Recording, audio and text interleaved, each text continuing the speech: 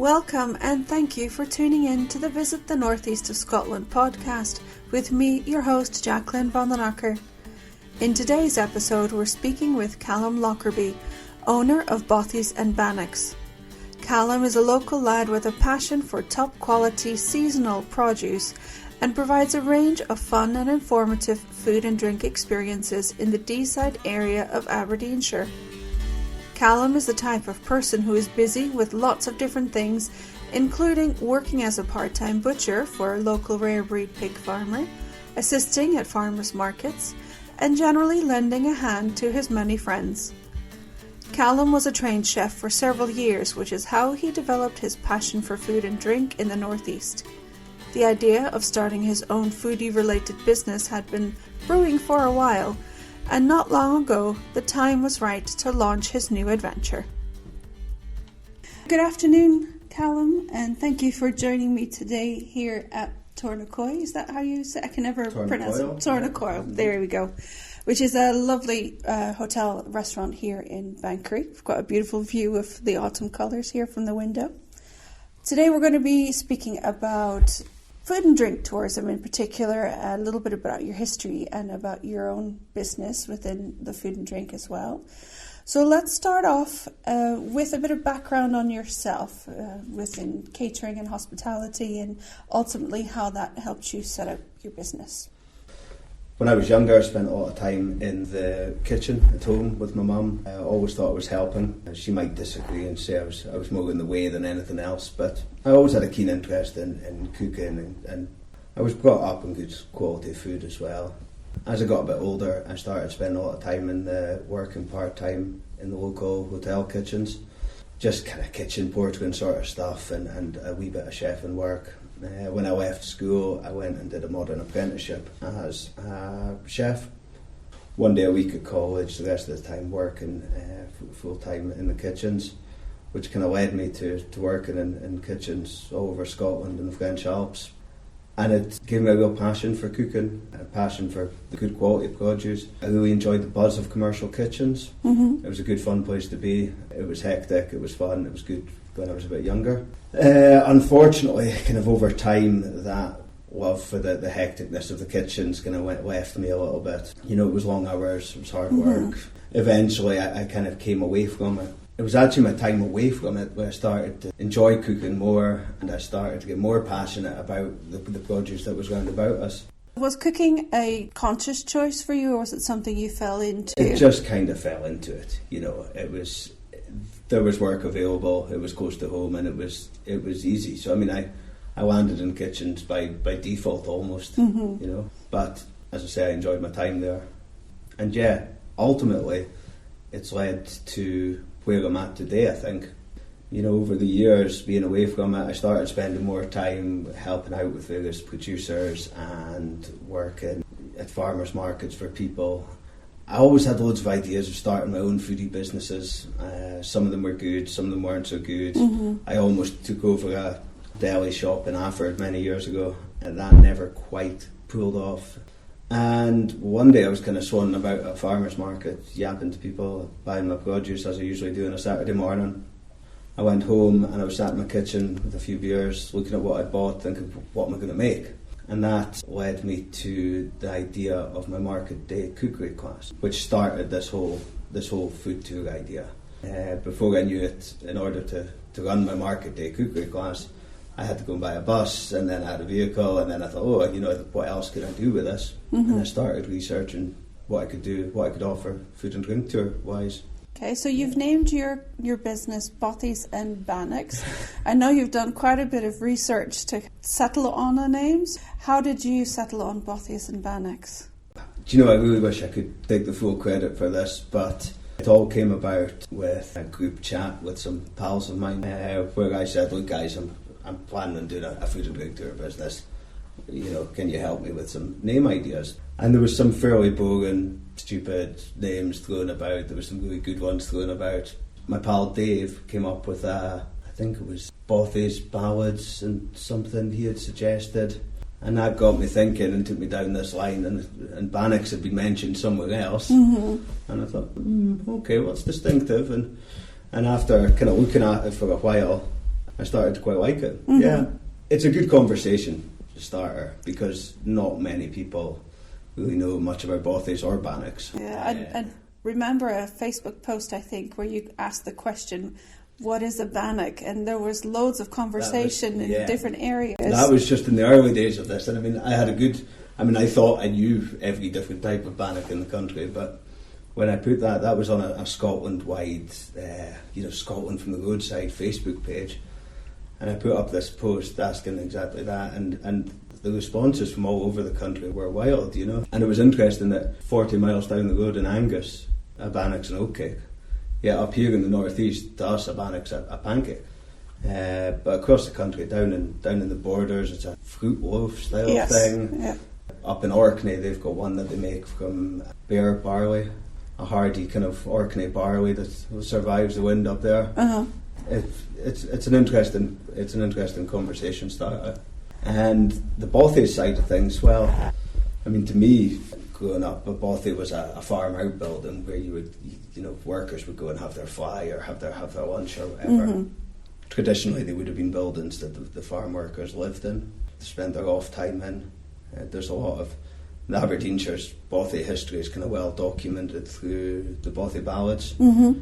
And that's a topic for another day. Don't get me started. It is. We'll in other future episodes we'll actually be talking more about that. Yeah. But I mean, the Bothy is a similar thing as well. To different people, they've got different meanings across the country. I mean, nowadays it's most commonly used for the mountain Bothies, where hill walkers would go and take refuge for a warm up and their lunch, or base themselves for a few days touring in the hills. But to me, a Bothy is kind of all about eating, drinking, and sharing stories. Yeah. So it kind of landed perfect for what I'm doing. In your work, you seem to wear a few different hats. So you've got your tour business, you work within catering and farmers markets, you work with a couple of food and drink producers as well. So can you tell us a little bit more about the kind of things that you do now? I've always quite liked doing a bit of this and a bit of that, keeping in with different industries and different interests of mine. And I mean, quite often I would just help somebody out at a farmer's market, and it might result in a box of beer for me or some food for my supper for my afternoon's work. And it's quite a nice way of working, really. You know, if you can help somebody out and get your meal out of it, it's a winner. I spend a lot of time working with Louise's Farm Kitchen. I've been kind of helping Louise out for a long time now. She is, traditionally a cattle and sheep farmer outside Lunfannon. She had an idea for her 30th birthday that she would rear a hog for a hog roast. She got a few kind of rare breed pigs and did this for her 30th birthday, and it was a great success. The friends and family loved it. She ended up thinking, what can I do with this? And she started selling, meat boxes to friends and family. It's funny, actually, the first time I bought meat from Louise, I phoned her up and said, I hear you're selling pork. And she said, yeah, I am. I said, I wouldn't mind a box. And she said, do you want a whole pig or a half pig? Well, I wasn't quite thinking of that much, but I said, give me a half pig. And so I got a half pig box. And things just kind of went on from there. I ended up saying to her, look, if you ever need a hand in markets or catering or anything like that, just give me a shout.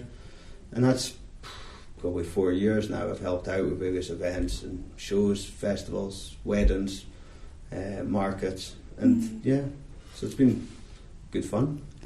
And is it with your work with Louise that you went and did your butchery course last year? Yes, it was. Louise went into the butchery course with intention of eventually setting up her own on-farm butchery. Here we are 3 years later, 2 years later, has now happened. And we got speaking, and I said I would like to learn a bit more about butchery. It's something that as a chef you kind of learn a little bit about. Mm-hmm. But, you don't know the full ins and outs of it. And to be honest, a 2-week-long course doesn't make you a master butcher, but it teaches you the basics. Did the butchery course help you develop your product offerings with Louise, or are you able to do other freelance work with those skills? Well, yeah, I mean, what's happened now since Louise has built the butchery on the farm and me and her are working in there kind of 2-3 days a week doing all our own stuff, it's given us much more time to work on new products, work on ideas, which is great fun. We can, we try things and we eat loads of nice things. And some of them are a big success, some of them aren't, but you can just move on to the next.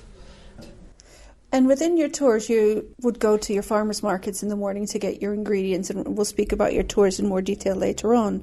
You have the opportunity now to see a farmers market from both vantage points, both from the producer and selling your wares and goods, but also from a consumer and from your guests. So what are some of the things people say about the farmers markets? What are your experiences around that? I love farmers markets. I love being at farmers markets, whether I'm a customer or whether I'm working. And it's always nice just being out and meeting producers. And that's what, when people come to the market with me on my tours, they say a lot of them have been to loads of markets before, but they never engage in so much conversation with the producer. And I always say to people, that's important. That's what you're there for, is to not only just buy what you're buying, but it's to find out more about it and find out how it came to be at the market. And when I'm working for the likes of Louise and we're handing out sausage samples somewhere, it's a great feeling knowing that I'm standing there with, the farmers who reared the meat, and then we butchered it, processed it, made our own sausages. It's a great feeling to be selling something like that from start to finish to the customer. And take quite good pride in saying that we're selling good quality, rare breed pork sausages, And are people interested in that process and how you did maybe recipe development or how you've reared them? People are interested in different things. The likes of the more agricultural shows we go to, the farmers are there to yap about, how these things were reared. And if you go to the more foodie side of things, people are more interested in how you got the end product as such. But we meet all sorts of customers at the markets. The people I really like meeting at the markets, the person who has come out to buy something special, and they know maybe the person who maybe doesn't want to buy supermarket meat, they want to buy high quality meat. So they know that by coming out and speaking to us, and we can help them get the perfect bit of meat for their Sunday roast, that's always a good feeling, because you know that this person really appreciates what he's got and what he's away to do with it. The food history for Aberdeenshire, what would you consider is like a traditional dish for the region? There's many traditional dishes. For me, from the coast, Cullen skink is my absolute favourite. Fish chowder made from smoked fish and potatoes. Very traditional to the northern side of the coastal areas. I've actually got a recipe that my mum got from an old fishwife in Macduff many years ago. But traditionally, there's we've been big kind of beef and lamb producers. I suppose traditionally we don't actually eat as much lamb as we produce in the northeast of Scotland, which is a shame, because we are producing some of the best lamb in the world. We were always quite plain and simple with our cooking back traditionally. A lot of slower cooking cuts of meat, a lot of stews and a lot of soups and a lot of nice kind of hearty desserts. And a lot of our dishes used oats as a mainstay as well. We've always used a lot of oats traditionally. But the thing is, things are kind of changing a wee bit now. We've still got the same great produce, but our chefs seem to be much more creative. They're heavily influenced from their classic kind of French training. And what we're now seeing is much more advanced cooking techniques taken to good produce, and it's resulted in some seriously good food being produced and cooked in restaurants out and about. Do you have a favourite from your childhood? A lamb stew from the lamb neck. So the lamb neck taken on the bone and cut into kind of also bucco style steaks and stewed long and slow. It was a nice one with nice suet dumplings in it. It's always a classic Sunday in our house. Yeah. What would you recommend that people who are visiting Aberdeenshire in the northeast of Scotland, what would you recommend they try? Is there anything that you would say, don't leave without having tasted whatever? God, where do I start with that? I wouldn't let anyone leave a visit here without tasting the famous Aberdeen buttery. Yes. The rowie is a... Oh, see, buttery and rowie. Well, the thing is, the Teuchters tend to call it a buttery, and the Toonsers call it a rowie. It depends where you sit in Aberdeenshire that determines what you call it. But for me, I mean, for breakfast, a rowie from the Highlanders Bakehouse up here in Crathy. Shona's a fantastic baker, and I think she's making the best butteries going. They are nice. Yeah. They're really nice. Yeah. One of them with some butter from Forfars North Street Dairy and some of my mum's wild raspberry jam is one that's... Sounds like a perfect breakfast combination. It does indeed. And then, I mean, back to the Cullen skink again. I think, you know, you can come to Aberdeenshire without having a bowl of Cullen skink. The best advice would be to get people into some of our fine dining restaurants as well. Places like the Tornacoil here, the Culdrummy Inn, Deeside House. There's a lot of good chefs in Aberdeenshire. Some of them have been around a while now. David Littlewood, the owner of this place, the Tornacoil here, and the Culdrummy Inn. Well, yeah. You know, and I know you had the chance to meet with Ross Cochran lately, have you? Yeah. You know, another kind of good chef, young, exciting, doing a lot of good work.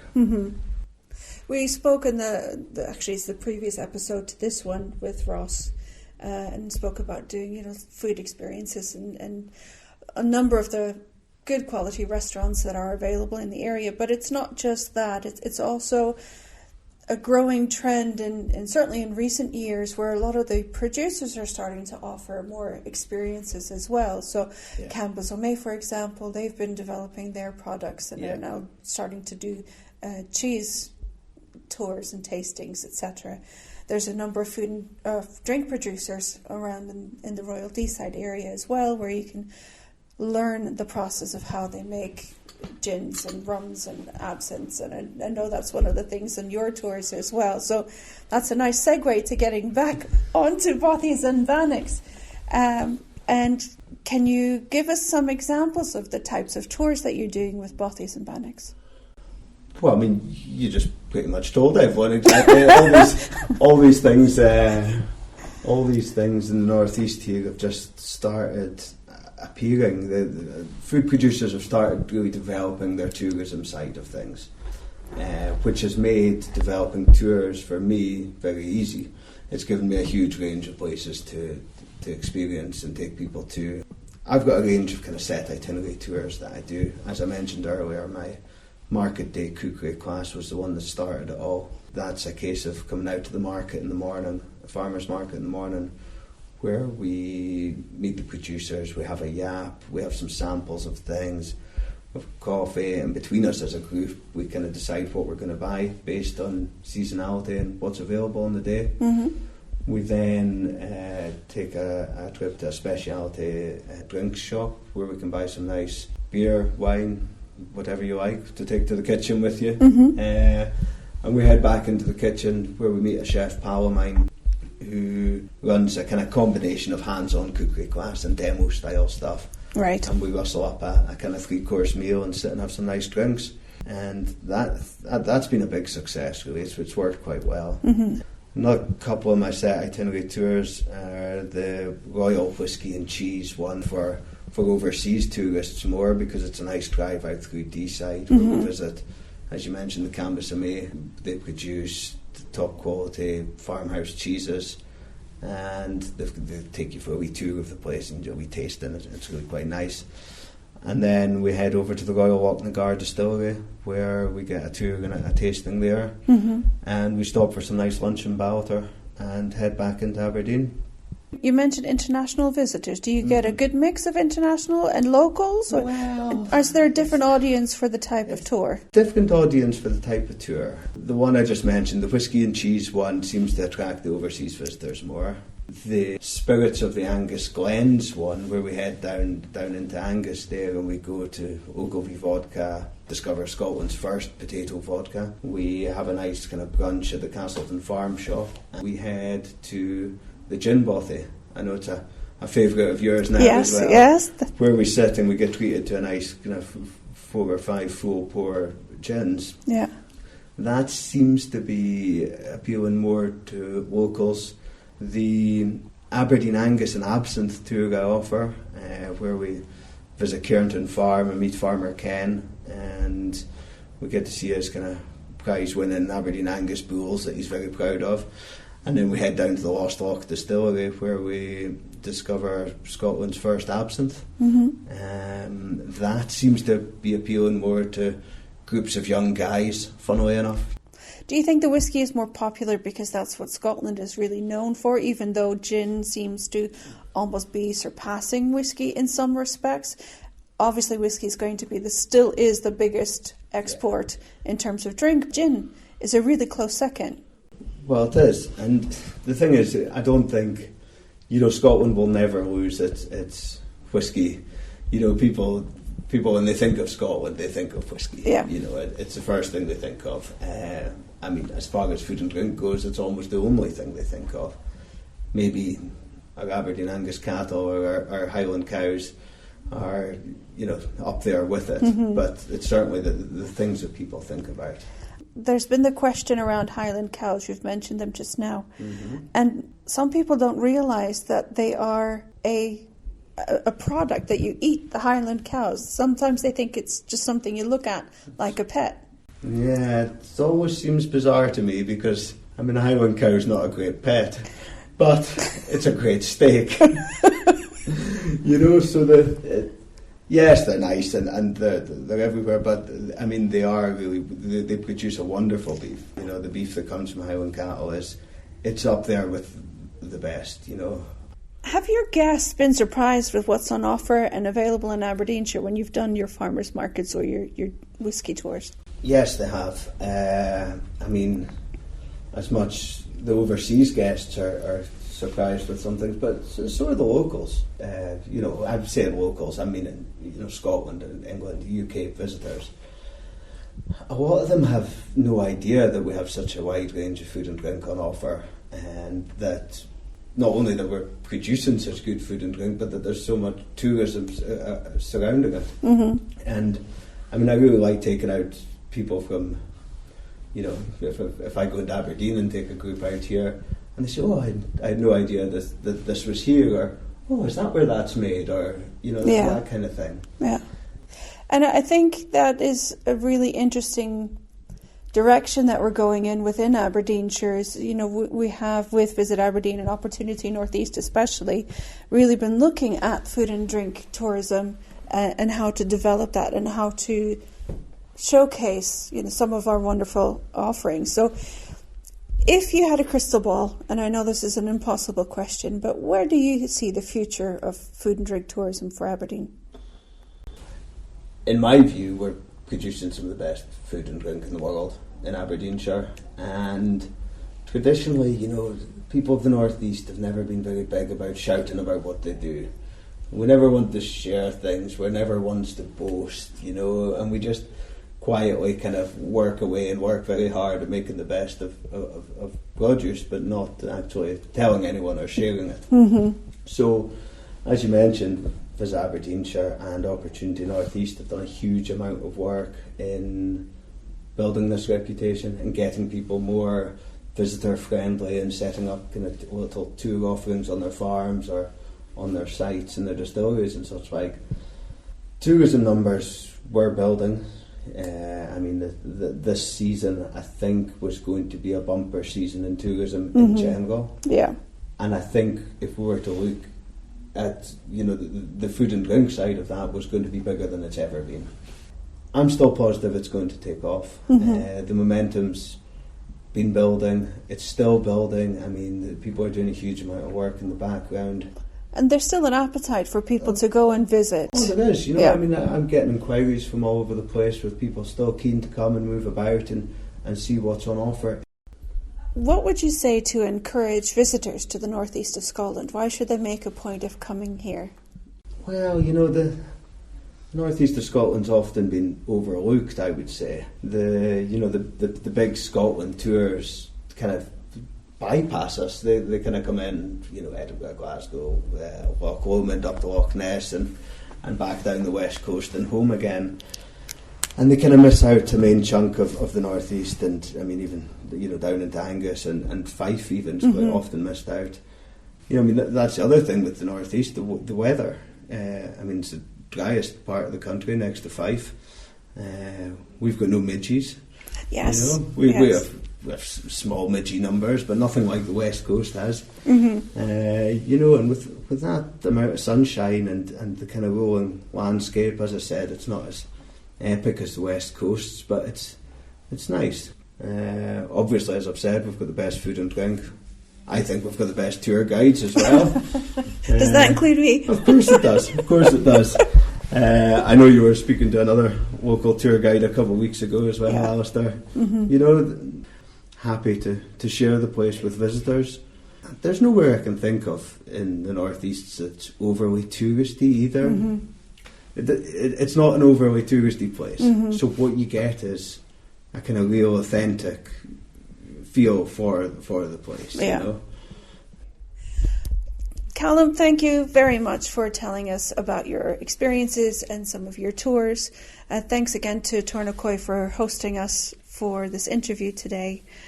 And we will make some information available both about Bothies and Bannocks and a number of the other food and drink experiences that you can find in and around Aberdeenshire. We'll put those on our blog posts on our website so you can go back and reference those as well. And all that is left to say is thank you again and enjoy the rest of your day. Well, thank you, Jacqueline.